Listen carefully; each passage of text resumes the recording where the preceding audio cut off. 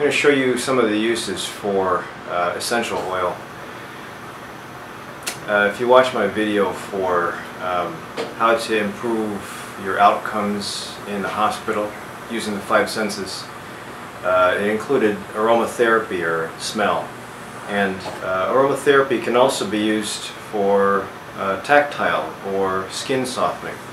Now, in a hospital, it's kind of cold, so sometimes you can use the oil underneath a set of socks.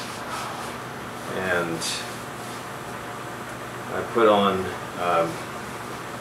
oil under my volunteer patient, my dad, a volunteer patient's foot, which I'll now put skid-free socks on because it gets cold. And it also helps keep the oil from rubbing off. So that's helpful. In addition, you can use essential oil. Now, sandalwood is what I use for relaxation, or lavender. Sandalwood's kind of thick, expensive too. So I put it on the calf muscles before applying the intermittent compression stockings. These are to wrap around the calf, and they provide intermittent compression. The intermittent compression is supposed to help with the blood vessels in the back of the calf, but these are neoprene. And they're filling up right now, so let's try to take these off. For a second. Put the compression to the back of the calf, and you make it snug, but it's sweaty. Makes you sweat, so I think it would be important to make the skin supple underneath. And one of the ways is moisturizer, obviously. Also soft, also soft material for the compression stocking, in addition to oil. You always have to make sure the oil is compatible with the patient. Sometimes, even though I suggest sandalwood and lavender that's relaxing, patients might not like that, so you should always ask the patient. So, light layer of oil on the skin, then the compression stocking. This one, we're going to undo this for a second. Make sure these. Now, you might not be able to mess around with compression stockings. You might have to get your nurse or nurse's aide to help you.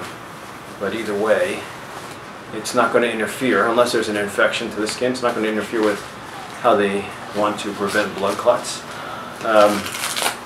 Studies back about 10 years ago showed you don't have to give heparin shots for people that are bedbound and immobile to prevent clots. You can actually just use compression to the calves, which are the biggest source of blood clots to form. Remember, you don't think about blood clots, but staying in an airplane for just a couple hours can cause a blood clot. So can being in a bed confined where you can't walk, especially after any kind of stroke or any kind of surgical procedure. So that's the way I use essential oils, not only for the aromatherapy, and I had my dad smell the sandalwood and he liked it, so that was a positive, but also for its medicinal values. The oil that comes from the resin of the plant has some therapeutic value.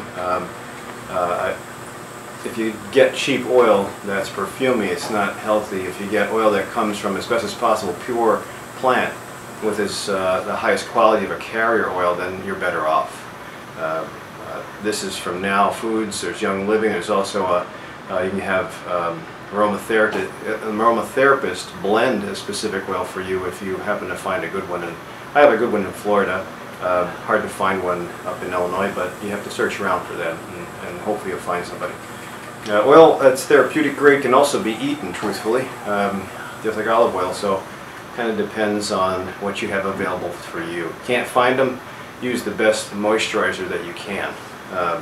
Can't find that, go for olive oil, rapeseed oil,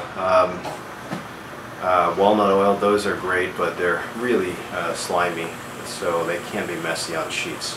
And that's pretty much it. You want to give comfort to the patient. The sheets are comfortable. You got to make sure the patient's comfortable, not too cold. These hospital rooms are super cold.